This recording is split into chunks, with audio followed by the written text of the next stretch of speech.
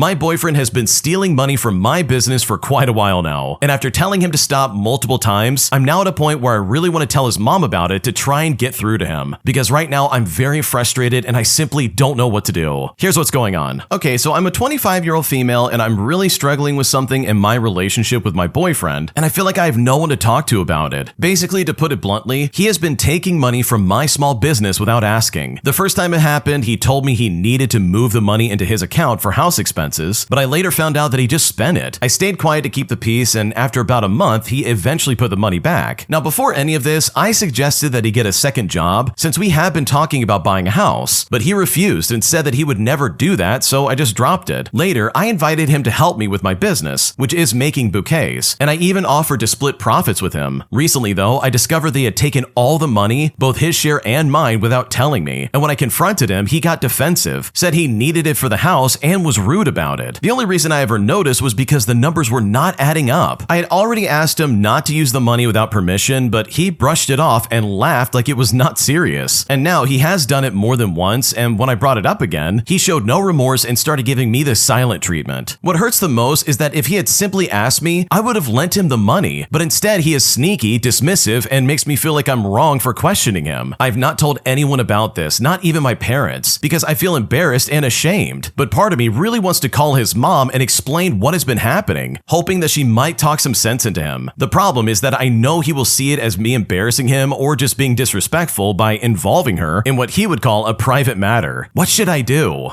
Okay, this is crazy in my opinion. Your boyfriend is stealing money from you and trying to pass it off and be like, oh, I need this. Also, you need to be quiet about this. And think about it for a second. Like, seriously, why would your boyfriend want you to be quiet about this? Why do you know he would be upset and try to be like, oh, this is private. Don't involve my mom in this? Well, that's because he knows what he's doing is wrong and he doesn't want any kind of like consequences because of it. He wants you to be the willing victim in this situation where he just basically robs you blind and steals money from your business. Like, that's all that's going on here. Because what's going to happen is he's going to take money out one day and he's not going to put the money back. And you're probably going to be the one to pay the price for that, and that is not fair for you at all. So in my opinion, you would not be the jerk by like spreading this around to his mom or pretty much anybody else, because I really feel like he's doing this maliciously and it's only a matter of time before it gets really bad. If you like Am I the Jerk, you're probably going to love Am I the Genius. Check it out, link down below in the description. Also, go to AmITheJerk.com/submit if you would like to submit your own stories. My coworker is quite literally one of the most annoying people I've had to deal with in a long time, putting me in a situation where I constantly have to deal with her garbage. Here's what's going on. Okay, so I've been working in the social field like healthcare, young welfare, and special needs for many years now. Right now, I work in a psychiatric clinic to further broaden my horizon and to prepare for additional exams and trainings. We got a new hire, and this person is someone I absolutely cannot stand. She's rude, she's breaking every rule about how to interact with colleagues, especially older and more experienced ones. And she does disgusting things, like handing out food to patients without gloves and pawing it with her bare, unwashed hands. Now, I tried to be the graceful senior, telling her in private that stuff like this is absolutely disgusting and nasty, and that she can feel lucky I'm telling her in a friendly manner, as other colleagues would have torn her a new one. Now, because we have some patients who are allowed to leave the ward for a while, and some who are absolutely forbidden from leaving because they would be a risk to themselves or to the public right now, we have a bouncer position at our door. At all times, a colleague has to sit there and check who's coming in and who wants to go out. Most people don't like this part of the job because it can feel isolated and you always have to ring someone to take over even if you need a short pee break. Now, every time I had a shift with this lady, I asked her to take over for a minute or two so I could use the restroom or just grab something that I needed. Well, every single time she said she would do it, in the end, she just left me hanging, like she needed to prepare a meal for a patient and was gone for like 20 minutes. But all she was doing was putting butter and chocolate spread on 2 pieces of toast. So either she's too incompetent to fix a slice of bread or she's just lazy. But it gets better. I learned many years ago to write the opening date on stuff I'm handing out, like coffee cream, milk for cocoa, etc. But also on hygienic products like disinfectant wipes because they have to get discarded if they get too old. Well, I sat at the door and she stormed out of the kitchen to berate me, screaming that there were wipes that weren't dated and that I should do this, that, and the other. And she had the audacity to do this in front of patients. I later grabbed her and I told her that if she ever pulls something like that ever again, I will talk with our supervisor and she she will get kicked out for not being compatible with this kind of work, meaning that she would never get a job in psychiatric healthcare ever again, as long as it's not wiping the floors. I later also heard her gossiping about colleagues and their orientation, if you know what I mean. Like, duh, it's nothing that you should concern yourself about, so please shut up. But the best was 2 days later when I got to work and I needed to search for my shoes. This little idiot liked my locker and just decided that now it's hers. But luckily, I brought a good locket, which then leads me to my final sweet revenge. My locker is mine again, and her crap is locked in with my work shoes, which can be nasty at times. And if she wants it back, she has to tell our supervisor why she thought it's okay to just claim a locker that's not hers just because she liked the position of it. And sure, it is petty revenge, but my god, this lady absolutely deserves it. Man, I know exactly what you're talking about. Coworkers who act like this are so annoying, it's seriously just not even funny. You're trying to get along, you're trying to just do your job, and they're going out of their way to be annoying about it. So considering everything, I can completely understand why you're having problems with them because they sound incredibly obnoxious. Am I the jerk for kicking my brother-in-law out of his own house after he basically said he wanted to get a divorce from my sister? Because right now, after the fact, I'm being told that I made a mistake here, and I'm honestly just not sure what to do. Here's what's going on. Okay, so my sister and her husband got married almost a decade ago.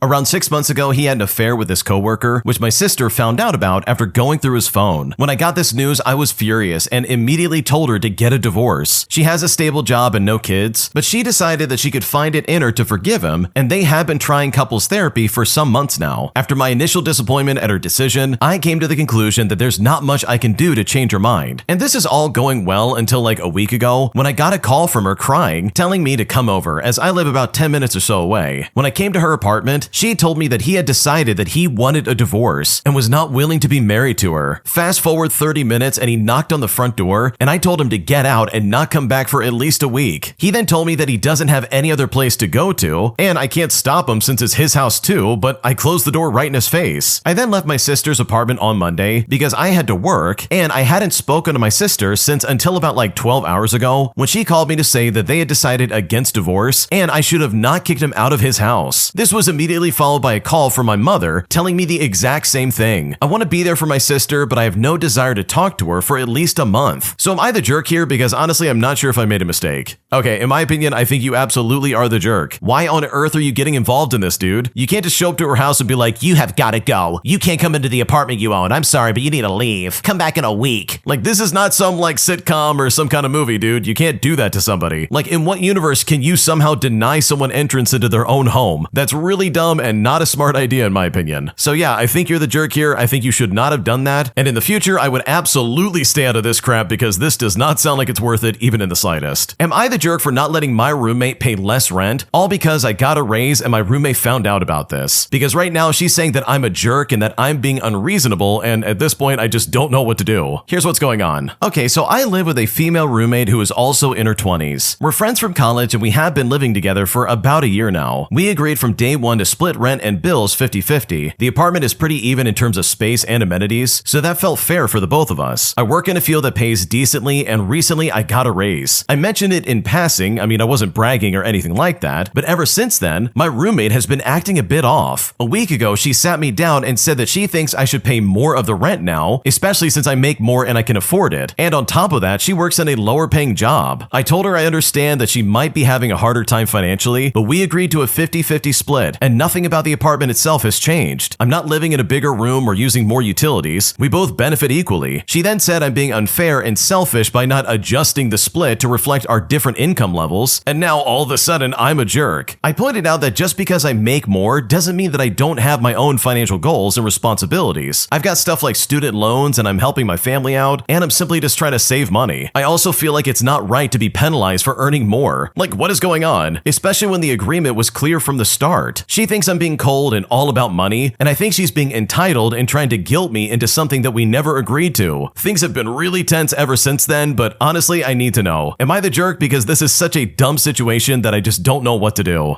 Okay, someone in the comments section said this, and I really agree with this, because they basically asked the question, wait a second, why should you finance them? And I completely agree. Literally nothing has changed about the original poster. They still live in the same apartment, they don't have any changes in like the living space they're living in, but the only thing that has changed is how much money they're making. Which, by the way, I gotta be honest, you should have never said anything about this to your roommate, or anyone for that matter, because crap like this can happen. Especially from selfish people, like they come out of the woodworks and they're like, oh yeah, you could be the one to pay for stuff now that you have all this money. Like anytime anytime money's involved in any kind of conversation, you're pretty much rolling the dice of whether they're going to be like reasonable people or they're going to try and expect something out of you like this. And I bet that raise wasn't even that much. Like seriously, this is so dumb. So truly, you are not the jerk here. You absolutely have no obligation to change the amount that you pay for rent. And I think your friend in this situation is being incredibly entitled. Am I the jerk for not giving a discount to a kid after they tried to buy my merchandise at a local craft fair last weekend? Because after I said no, you gotta pay full price, this kid's dad gets involved and makes me feel like garbage, making me question if I made a mistake because this honestly was incredibly upsetting. Here's how it all went down. Okay, so I was vending at a local craft fair last weekend, and I make little crochet dolls and accessories, and they've been pretty popular with my friends and acquaintances, so I thought I'd try selling them for once and just see if I liked it. I price everything pretty cheap, all things considered, and I mostly just wanted to make enough to cover my table fee and maybe get a nice lunch afterwards. I usually just give my stuff away for free, so my friends had to kind of push me to price things appropriately at all. I had a pretty straightforward display with all the prices on signs in front of the items. Now, around halfway through the day, a dad and his kid, who was maybe 8 years old, I think, were lingering around my area of the craft fair and looking over it. I'd seen them walk past my table and look a few times, but I didn't want to be a pushy salesperson, so I just smiled and I kept busy crocheting in my lap. After a while, the kid finally came up and asked for one of the dolls on display. Well, I told her the price and she handed me a few bills that were maybe like a third of the price and said that was all that she had. Now, I was tempted to just let her have it, but there was a lot of time left at the fair to sell things to people at full price, and I thought it was kind of weird that her dad had seemingly told her to haggle with me that low when my prices are low already. So I just told her that I'm sorry, it's the price on the sign, and she got upset and said that she really wanted it. But I straight up told her the doll costs more than what she has, and I just handed the money back to her. She then whined for a little bit, but eventually she ran back to her dad. Well, the dad then came up to me and asked me if I was really not going to let a little girl have a doll and that my prices were ridiculous. I didn't really know what to say, so I just kind of stared awkwardly for a moment before repeating that the prices are on the signs and apologizing again. He kind of grumbled that I was ridiculous again, and him and his kid eventually walked off. They kept passing by for like an hour afterwards and glaring at me, and before they left, the dad came up again and asked me if I ever made any sales with this kind of business practice. Now, I didn't want to argue with him anymore, so I just kind of ignored him and I smiled at someone else walking by, but he stood there glaring at me for a really long minute and then just stomped off. I feel like a jerk because under normal circumstances, I do just give away my stuff, and if it had been closer to the end of the day, I might have been more open to haggling just to have less stuff to take home. But I didn't like that the kid seemed to kind of expect that I just give her my hard work for less just without any kind of reason. Plus, her dad could have easily forked over the rest of the money if he really wanted her to have the doll. At the same time though, I kind of priced things with the hopes that anybody who really wanted something could probably afford it, and I wasn't exactly out there with a goal of making a ton of money, so I felt like I was being kind of inconsistent with telling her no on principle. But regardless, am I the jerk here? Because right now I'm not sure if I made a mistake.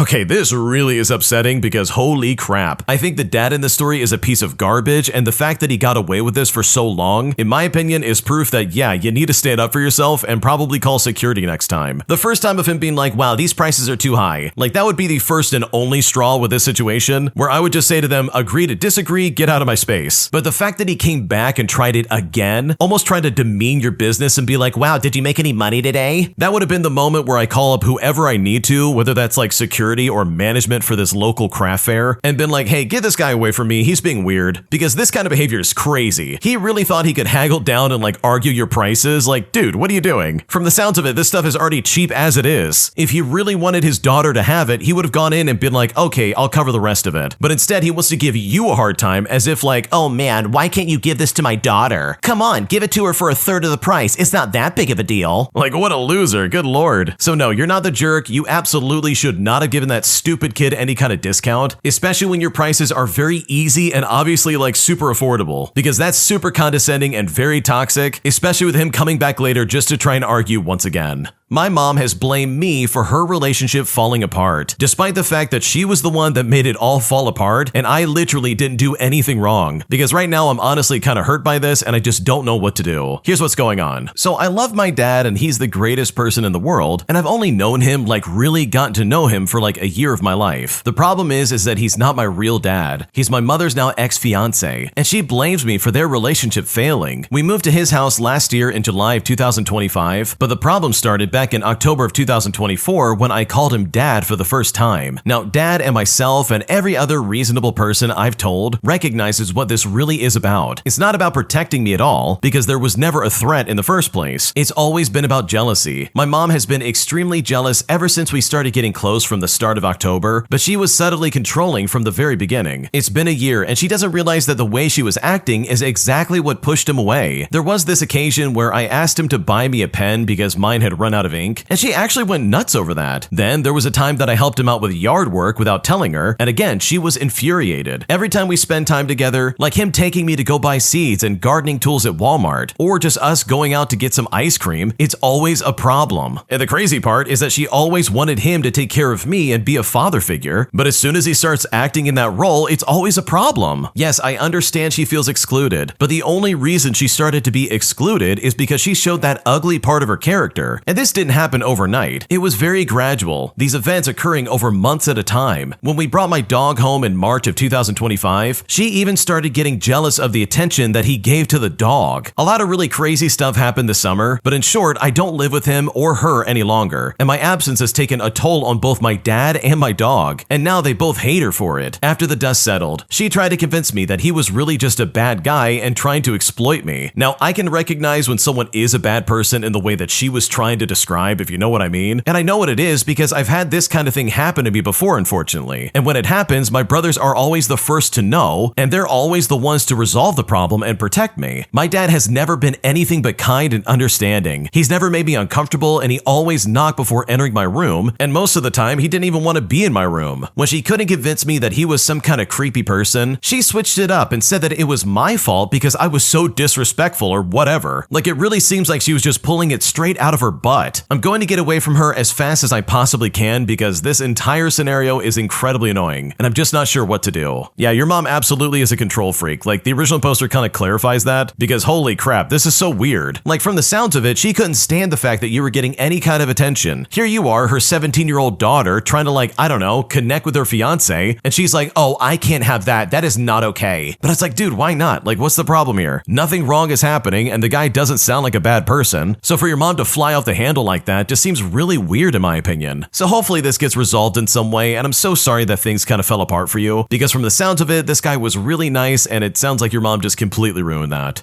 My sister-in-law flipped out at me, all because I didn't serve her kids some food at a family event, saying that I was being cold and making her feel unwelcome, all because I didn't step up and take care of her kid. And now I feel really hurt and I just don't know what to do. Here's how it all went down. Okay, so last weekend during a casual family lunch at my place, I had invited my in-laws over for nothing really fancy, but just some homemade pasta, some garlic bread, and some salad. Everyone was serving themselves buffet style from the kitchen counter, and I'd made sure everything was kid-friendly as well, since my sister-in-law, let's call her Marie, was bringing her 7-year-old son. When they arrived, we said our hellos and everyone headed over to grab their plates. I helped my toddler first, then started serving myself while chatting with my mother-in-law. Now, Marie was on her phone and her son was just standing near her, looking kind of lost, but I figured that she would help him once she noticed. About 10 minutes later, everyone's at the table eating, and her kid is still wandering around without a plate. I then quietly asked Marie if he needed help, and that's when she snapped at me and said that I should have served him like everyone else. Well, I told her that I assumed that she would want to fix his plate, since I didn't know what he liked or how much he would like to eat, but she rolled her eyes and got up in a huff and loudly said something like, oh, I guess it's just too much to expect some basic help. Well, when Marie said that, it made everything super awkward. I felt bad, but also kind of irritated. It wasn't like I ignored her kid, I genuinely just thought that she had it covered. I also don't feel great about being scolded like that in front of everyone when I was just trying to host and feed a group of 8. Later on, my husband told me that Marie texted him saying that I was cold and made her feel unwelcome, but he said not to take it personally. Now, I like Marie, but I don't think I was being rude or neglectful. So seriously, was I overreacting for feeling annoyed and a bit hurt by this? Because I'm not sure if I'm in the wrong and I just don't know what to do.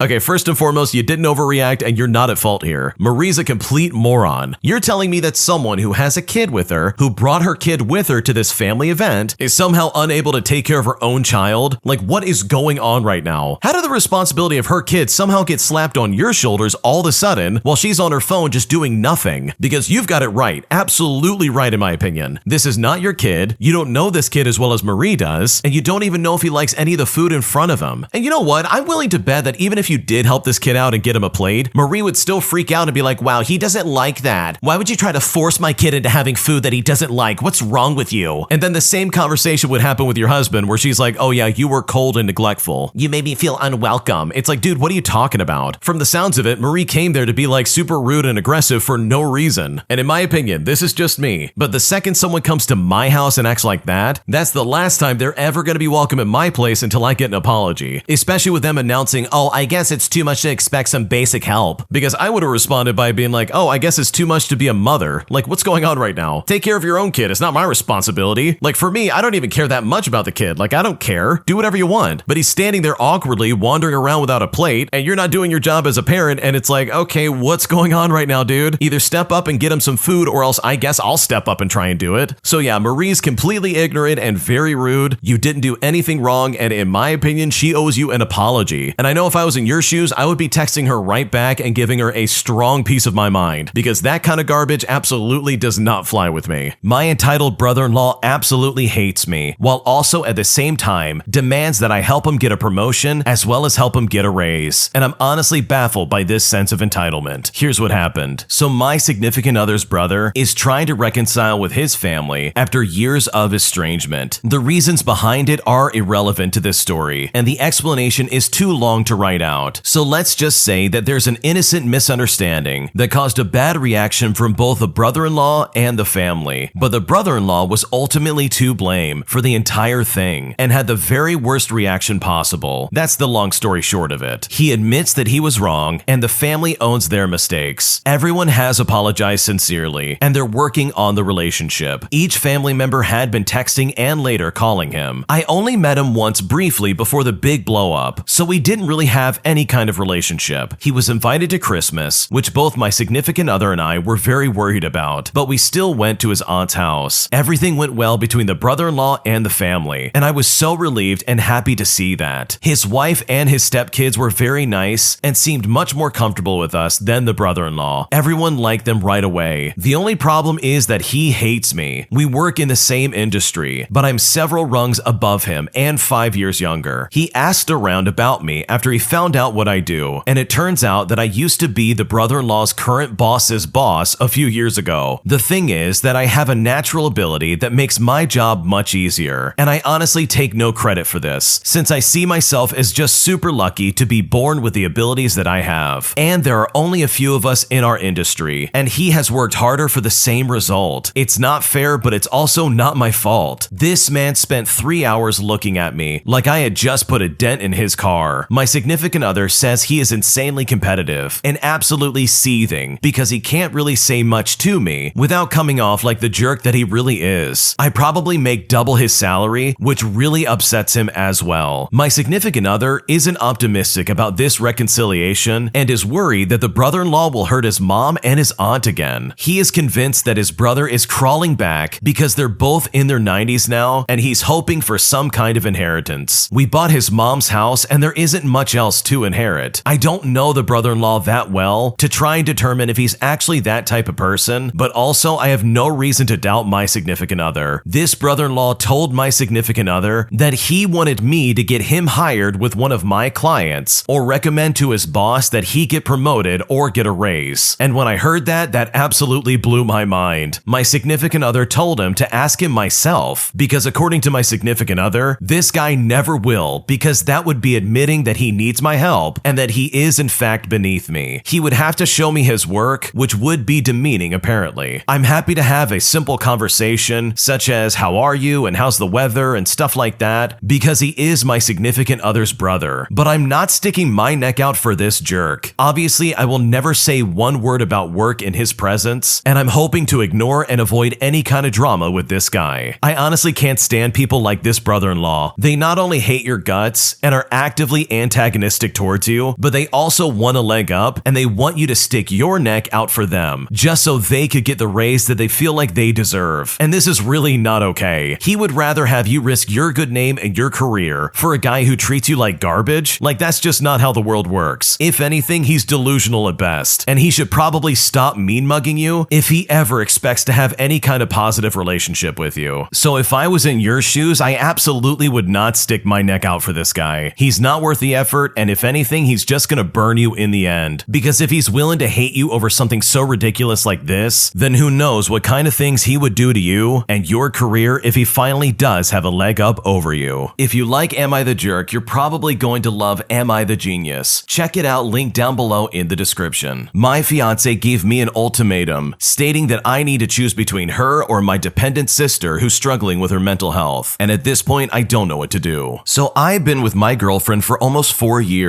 and we have plans to get engaged later this year. Over the last 2 months, my sister, who is our roommate and unemployed, has developed severe mental health issues, and it seemingly came out of the blue. We've helped her get set up with treatment, but it has been very slow. From what I can tell, it's similar to paranoid schizophrenia because she fabricates memories and adds paranoid aspects that are impossible. For example, she could sometimes say that an employee that we encounter at the grocery store tells her that he recognizes her because her phone camera roll has been hacked and publicly leaked. In reality, I was there during this interaction, and I know that the employee never said a word to her. My sister's mental health situation has caused so much stress for both me and my fiance. So last night, my sister came to me telling me that she needed to urgently speak to me outside without any electronics around. And this is because she believes that the government is listening to us and stuff like that. Really paranoid stuff. I always do my best to be supportive without validating her delusions. But in this instance, I left my phone right inside the door just to go outside and try and calm her down. My fiance was nearby and loudly voiced that I shouldn't be going along with it and presented an ultimatum that if I set my phone down and go outside, she will leave our relationship. For context, my fiance has been very supportive and understanding for the last 2 months. So ever since my sister's mental health issues started up, she has never presented any ultimatums to me in the past and has never raised her voice to that extent. The process of getting my sister treatment has always been long and strenuous, including waiting for hours at the emergency room at 3 in the morning. And these incidents sometimes happen on a work night, which really make things complicated. My fiance has been on my side through all of this, and I can understand that she's at the end of her rope. I have reassured her that our efforts are temporary until my sister is able to get treatment and be able to support herself. Aside from having to navigate bouts of hysterical psychosis, the financial stress has also been taking a toll on us. Since my sister is unemployed and has no savings, we have been covering her portion of the rent as well as the food for the household and a lot of the bills that come along every month. I even took over her car payments since I co-signed on her car. Because of her delusions, my sister is not trying to find a job and knows that she can depend on us to provide for her. After my fiance made the ultimatum, I paused and I didn't know how to react. She made the decision herself to start packing her things. My sister was still urgently pleading to talk to me, so I opted to go outside with her. And of course, the usual "now this person is tracking me, they hacked into my phone" conversation was starting right back up, and I had to talk her down. After a few minutes, my fiance starts bringing her clothes and belongings into the car, getting ready to leave. I quickly finished up with my sister and went to talk to my fiance. I tried to express that I understand how difficult it is, but it's just a slow process, and it's not worth her leaving. She expressed how difficult the last 2 months have been, and how much I've been occupied and taken away by these issues. Personally, I feel like I've balanced these things as best as an average person could balance them, but she began screaming and nearly crying, which I had never seen her do before. She was yelling fairly unkind things about my sister and unfair things about me, which I'm sure my sister heard. She then boiled it down to one last ultimatum. One of us will be leaving, either her or my sister. This was last night, where I promised her I would resolve the situation today. I said I would have my sister go live with my mother, and our lives would be stable again after that. I love my fiance so much, and I really do not want to lose her, but I also am very uncomfortable and disappointed in the way that she screamed at me and presented an ultimatum. What should I do? I've got to be honest, and maybe I'm the minority here, but I'm not surprised by the way your fiance is reacting. She's been patient, she probably thought this was a temporary thing, and she really wanted to try and help out. But maybe from their perspective, this is just taking too long, and they have simply had enough. They probably want their life back, and they did not sign up for this. They signed up to get married to you, but instead they now have to take care of your mentally ill sister, who suffer from these delusional thoughts, and this is essentially completely taking her life off track. So I really do understand that yes, your fiance wants to be supportive, but enough is enough. So in my opinion, getting your sister over to your mom or your dad or whoever else, or even possibly introducing her to some kind of institution that can help her get a handle handle on her mental health might be for the best. And I'm not saying that to be unkind. Some people really do need some very dedicated doctors to help them get their mental health on course and to help them see reason in their daily activities. Because it sounds like your efforts and your fiance's efforts to help her get the help that she needs clearly is not enough. And from the sounds of it, also, it really does not seem like she's ever going to get a handle on this anytime soon. Not to mention being able to support herself in a timely fashion. So hopefully you can make the steps necessary to get the help that your sister truly needs. Because at the end of the day, your future wife signed on to be just that, your wife. But she didn't sign up to be a 23-year-old caregiver of your sister who clearly needs help that only a doctor can fix. My girlfriend cheated on me 3 years ago, and after asking her multiple times to tell me if this is true, she not only denied it, but actively planned with her friends about how they were going to hide the truth from me. But now that I have active proof that she has been cheating on me, she is begging me for forgiveness and requesting that I don't throw away everything we've built. And I honestly don't know what to do. So my girlfriend and I have been together for more than 5 years, and a friend of mine told me about some accusations of my girlfriend cheating on me in January of 2022, but had nothing to really back it up with. Since then, I caught myself not being able to get rid of that weird feeling that she actually might have cheated on me. Around 3 days ago, I decided to go through her phone out of the blue. I had no reason for it at the time, but still I went ahead and just did it. And fair enough, I found something in her chat with her female best friend. It was about when I confronted my girlfriend with the accusations that my friend made, and to my surprise, they were actively plotting against me about how to not admit to me that my girlfriend cheated on me and how they were going to keep the truth away from me entirely. And it wasn't that hard to find something to back it up with after that in her chats that blatantly identified the guy that she cheated on me with. She is still friends with him to this day. In the past, she told me that she slept with him before we became a thing, but clearly that was a lie. When I found out that she cheated on me, I wasn't sad, and I wasn't even angry. Much to my sincere confusion, I felt relief. She was lying to me for over 3 years now, and I finally had proof. When I confronted her yesterday, and I asked her about it, she still denied it. She broke down and said that she was sorry, only when I told her that I have proof and it might be over. She told me while she was crying that she couldn't tell me because it would really hurt me. But truth be told, I know that she knew I could leave her, and that's why she didn't tell me. She didn't show any remorse during those 3 years. How am I even supposed to believe her now? Since then, she is trying to win me back by telling me to not throw away everything beautiful that we've been through, and I am now not sure how to act. It is my first relationship, and one might even say that this is my first true love, but after 5 years of being together, it feels really hard to let go. We have been together since we were 17 years old. I could say that we grew up together. I suffer from clinical depression, and she helped me through my ups and my downs, making it even harder to make this decision. One part of me wants to be with her for some reason, but the more rational part knows that it's not possible. Because of all that, my head is a big mess right now. What should I do? I think you need to recognize that your girlfriend cheated on you, and she covered it up for not only multiple years, but was scheming with her friends of how to keep the truth from you. And then when you finally confront her and say, no, I have proof that you cheated on me, her reaction is based on the fact that she got caught, and not because she actually feels any remorse or in any way, shape, or form feels bad about this. She held the truth from you for a long time. This is so unbelievably inappropriate, it's just not even funny. She betrayed your trust, she lied to you very severely, and she's trying to manipulate you. I really hope you can see that. It wasn't until you said you have proof that she cheated on you that she did a 180 and was suddenly begging for forgiveness. And personally, if I was in your shoes, I would not put up with this for a second. Because yes, she probably helped you through all the ups and downs of your depression, but at the end of the day, she betrayed your trust, and she really was not loyal to you in the slightest. And I love how she's trying to claim, oh, don't throw away everything that we built together, when in reality, she did that herself when she went behind your back and cheated on you. Like, do you see what she's trying to do here? She's trying to flip the script and make it seem like you leaving her is the real problem, when in reality, it's always been with her cheating on you. So hopefully things work out for you for the better, because in my opinion, you deserve a much better relationship than whatever this girlfriend of yours is trying to give you, because clearly she does not care about you. This next story is an update to a previous story that we covered, where the original poster was in a paintball match with their boss, and their boss got hit in the head multiple times, causing him to cry in the parking lot. Here's what happened next. So last week, I noticed that my boss scheduled a meeting for everyone that went paintballing that day. Fast forward to to today and the meeting is happening. And I was anxious all day and I barely got any work done. For context, I'm the one that hit my boss in the head with paintballs multiple times. And I was worried that he was going to recognize that I was the one that did it and that I was in some serious trouble of some kind. It didn't help that people in the office were talking about how our line manager cried at a paintball match. All I added to the conversations were lines like, "Oh yeah, I saw that after the game, what happened?" As well as something like, "Wow, that's crazy." It became clear that nobody really knew what happened. Most people thought that he fell and banged his head really bad or something like that. Everyone knew that he cried, even people that didn't go paintballing, but nobody actually knew what happened. Only I knew that he didn't actually hit his head. He just took the same shot over and over again in the exact same spot. He didn't call his hit and then he cried afterwards. That's all that happened, and I'm the one that did it to him. Once we were sat and settled into the conference room, the boss made it clear that he didn't want anyone in the office discussing out-of-work activities during working hours. Word must have gotten around that his crying was a topic of conversation. He started off by saying that he was fine, nothing serious, and then said something that took an inch off of my composure, and it really was hard not to react. He said the reason why his head was banged up was because he raised his hand and was running back to the base, and that's when he slipped in the mud and hit his head against a barrel. Now, when he said those words, I felt like I was in a standoff. He glanced around the room looking for a reaction, probably trying to figure out who it was that actually hit him, but I didn't give him one. Internally though, I was thinking to myself, what is he talking about? I literally watched the paintballs one by one splat off of the top of his head over and over again before he got walked out of the game by a marshal. Also, it was the top of his head that was sore. Now, unless you dived like a dolphin into the barrel head first, I don't see how that would be the part of your body that got injured if you actually slipped and hit something. Externally though, my face tried to mirror the rest of the room, and it was a mixture of compassion and surprise. I took some of the internet's advice from my previous post, and I practiced my shocked Pikachu face, and that was literally what I went for. He still doesn't know who did it, and everyone else believes his story, and at this point, I'm not sure if I should just let it go, or if I should call him out on it and try and get the truth to everybody else. What should I do? Well, you should let it go. 100%, not even a question. Let this go entirely. You literally got away with this in a beautiful fashion, and there's no reason for you to move forward to try and cause up any other drama. Let your boss save face. It's totally fine. You should really just play along and be glad that you're getting away with this, because it sounds like this is a very embarrassing topic for this guy, and he clearly just doesn't want people to know that, yeah, I cried because I didn't call my shot. Basically, he's trying to hide the fact that he's a big rotten cheater at paintball. And if anything, this shows a lot about him as a person, as opposed to you just trying to play the game. So I would follow the example of your superior and just let it go and have him say whatever he wants. Because at the end of the day, you know the truth. And if anything, let that be the satisfying thing in your life, and not trying to publicly humiliate him in some kind of way. My girlfriend of 1 year dumped me over text, and it really was upsetting. But now she's trying to get back with me, and at this point, I don't know what to do. So last week, my ex-girlfriend told me something negative her dad had to say about me when it comes to my earnings and whether or not I would be a suitable husband. And by the way, I've only met this guy once. I was a little upset, and she was defensive and was blatantly not understanding, and she ignored me for the next 5 days, which seemed out of character and very cold. I gave her space, but still had not heard about her on New Year's Day evening, and had to chase her just to be told that she no longer wanted to meet for our 1-year anniversary date on the 2nd, claiming that she just needed space. I told her that she had plenty of space already, since I didn't contact her for like 5 days, that I felt like she was now trying to use space as a way to check out of our relationship. I said I'm not being strung along while you make your mind up. She asked me if this was an ultimatum, and I just replied by saying I don't appreciate being treated like this. It's very selfish. A few hours later, she replied saying that she's not perfect and she accepts that. She loves me, but we're not working, and that she's sorry. Based on how long her reply took and how she'd been acting, I had a gut feeling that she'd do this, but was still disappointed. I responded by saying that she wouldn't have resorted to this if she did love me, and that I don't accept her apology because of how she dealt with it all. I shouldn't have said anything, but whatever. She didn't even reply. I cut her out of my life, removed her from my social media, as well as pictures, and just removed myself from group chats that we shared. It was cold, but that's how I deal with breakups. I'm not sure what she expected me to do, but it was probably quite a short and sharp shock to see that I just got on with it. Very early the next morning, she texted texted me saying that she does love me and that she does want to make things work. She gave a long message sincerely explaining what her dad meant, stating that he likes me but will always be protective of her. She sent another few over the next 2 hours, then one in the evening, saying she wants to make it right. I eventually replied when I had the energy, saying that I'd like to make it work, but her quitting on me has made me doubt her. I need time to process things first, and that I would contact her on Wednesday. I figured I'd give myself some time to think, but I just feel a bit empty on the inside. After how badly she ended it, it changed my feelings towards her in a heartbeat. I was almost open to taking it as a blessing in disguise. I had gotten a bit bored with some aspects of our relationship before, but I couldn't tell if that was the grass being greener syndrome or something like that, or if it was just me taking it all for granted. But now something's changed. I'm not sure if it's because I'm so annoyed with her and have completely lost any trust in her, or if maybe because the ball is in my court, or because I simply just don't care anymore. But I just feel there is no sense of urgency. I have no idea what I'd even say, or what my decision would or should be. It's like my mind had accepted the breakup, and now it won't go back on itself. I think what we initially fell out about was silly, and her sulking for days was ridiculous. But her choice to break up, instead of swallowing her pride and talking, and to do it over text at that, was cowardly and gutless. The whole 180 turn the next day was very unfair and impulsive. Maybe how she's behaved has just put me off of her, and it's made me feel like I can't trust her to behave maturely now. I'm not sure I should make it this easy for her to get back with me. I feel like she's messed up big time here. That being said, I also don't want to upset her, or give her any false hope, or waste her time. What should I do? So this really sounds like a messy situation, and it really does sound like a toxic relationship. So I think that is definitely something to keep in mind. This simply does not sound like a good relationship. I think both of you have stuff to work on for sure, and it sounds like some distance really would be the most important thing right now before trying to rekindle anything, especially if you really are not feeling it. You said it yourself. Your brain just decided, you know what, I don't care, and I'm happier to get away from her. So maybe let that be your answer for now. Because you said it yourself, you really do not feel like you have a connection with her anymore, and you feel like you're going to be happier at this point being away from her. So hopefully with whatever you decide to do, you at least consider how you feel in this situation. Because from the sounds of it, it looks like you really do know what you want. Two entitled kids go on a rampage, destroying the property of this hotel left and right, causing in the process thousands of dollars in property damage. And when I approached the parents asking them to please leave the hotel, they refused to leave, forcing me to call the police to get them involved. Here's what happened. So I worked the graveyard shift as a security guard for a small private company, and one of the places that I have worked security for was at 2 hotels. One thing I do while I am at work is to try and be respectful and give someone the benefit of the doubt, especially when there is supposedly only one witness to something that might be going on. I also try and be as respectful as I can be, even when the person or the people that I'm dealing with are being uncooperative and belligerent. One of the things I do when I first get on my shift is to talk to the front desk of the first hotel I would guard and see if they need anything before I begin my patrols for the night. And I always checked in with the front desk as often as I could, so they knew that I was there to help out if needed. I would then walk over to the second hotel and do the same thing. Most of the time, they would ask me to go to a room and knock to let the guests know that they're being a little too loud and that there was a noise complaint, and the guests would usually apologize and then quiet down for the night. This night in question, I had to deal with 3 entitled parents. One thing about the hotel is that the lobby closes to the public at 9 o'clock at night, so that means any large gatherings are prohibited from continuing at that time, and that is the time I would start to work. I grabbed a radio so the hotels could contact me at any moment if they needed security. I would walk from the first hotel after having let them know that I was on duty, and I would make my way over to the second hotel to do the same thing. When I checked in with the front desk at the second hotel, the clerk behind the desk asked if I could talk to a group of adults who had been drinking and were getting very loud. I calmly and respectfully told them that they could continue their party in their rooms, but they had to vacate the lobby as it was officially closed for the night. The clerk at the front desk had told me that she had tried to get them to quiet down as well as leave the lobby for the past 10 minutes. Yet they complained that they had a right to stay in the lobby for as long as they want. They complained that the hotel had gotten security involved and complained on their way back to the rooms but left the lobby. I began my patrols again when I got a call less than 30 minutes later at the same hotel because someone had complained that children were running in the halls. The hotel was currently hosting a sports event, and many many kids on sports teams were there at the time. The clerk behind the front desk had me meet her in the lobby, and we went to the room that we believe the children were in. And when I saw the kids, they said that they had been outside until a moment ago when they came back to the rooms, which I could verify as true. The kids then said that they had seen two kids that appeared to be twins running through the hallways. The clerk then leaned back and gave an exhausted sigh and told me that she had gotten complaints all day about those two kids, and she believed that the parents were in the group that had been kicked out of the lobby earlier. I walked around the hotel to see if I could find the room the kids were in and was stopped by hotel maintenance, and they told me that they saw the kids running away from the floor that I was on and that the fire extinguisher cases were all open and one appeared to have been kicked in and badly dented. I spotted the two kids in question and they immediately went back to their rooms at a running pace when they spotted me. I found out what room they were in and reported everything to the clerk before going to the first and second floor to find out if any more damage had happened. And right when I was doing that, a guest had told me that they also saw two twins running around the second floor, and I found other cases open, except one had been broken open and the other was missing a handle and the glass was cracked. I went to the lobby and I showed the pictures of all the damage that was done, and the clerk called her manager immediately at 10 o'clock at night on a Saturday night. The manager had said that these kids and their parents needed to leave immediately and the room needed to be charged for all the damages done to the hotel. I waited until about 10:30 at night to go to the room, hoping that the parents would be back in the room at the time. So I went up to the room and I knocked on the door, and one of the kids responded. I said, "Hello, I'm the security of the hotel. Are your parents in the room?" The kid responded no, and so I asked them which room they're actually in. This stupid kid then told me what room the parents are in, and I immediately told the children to contact their parents and have them meet me up at the room. As soon as the door closed, I stepped away from the door, but kept it in the immediate view and contacted the front desk and asked the clerk to wait with me since we were dealing with minors and for safety reasons for all parties involved. And I definitely did not want to deal with any false accusations. The parents took about 15 minutes to come to the room as they expected me to leave the floor the children were on, but I was afraid they were just going to run around to another room and break more stuff on the way. The first thing that happened was the entitled father started yelling at me. "What are you doing creeping outside our children's room?" I responded to them by saying, "I'm a security officer with the hotel. I was asked to speak with you as your children have been accused of breaking hotel property." And right on cue, another one of the friends of this stupid entitled father chimed in and basically implied that I set up the kids and was harassing them all through the night. I explained by saying, "Sir, your children have been accused of breaking hotel property, and because of the risk of them supposedly doing this again. My job here is that I am assigned to protect this hotel from such things, and as such, your children are considered a threat to the safety of the hotel." This father did not like it when I said that, and he responded by saying, "You have no right to be outside their room. You should have come speak to us at our room and not just stand out here like a weirdo." I further explained that they are classified as a threat with the accusations of the destruction of private property, and as it stands, the hotel managers have made it clear that you are no longer allowed to stay at this hotel and you must leave the property immediately. Eventually, their mother comes into play and finally responds by saying, "You have no proof that our children are behind this. They are perfectly behaved and they have been in their rooms all night." Unfortunately, as they kept trying to yell and talk over me, I was beginning to get irritated and was losing my polite attitude and started becoming that extreme security guard that had a cop attitude that no one wanted to deal with. So I said, "That's ridiculous. I have hotel staff that have seen them outside their room. I have several guests in the hotel that have seen them outside of their room as well, and I have personally seen that they have been outside their room." The mom responded by saying, "Well, everyone is lying and personally targeting our children, including you.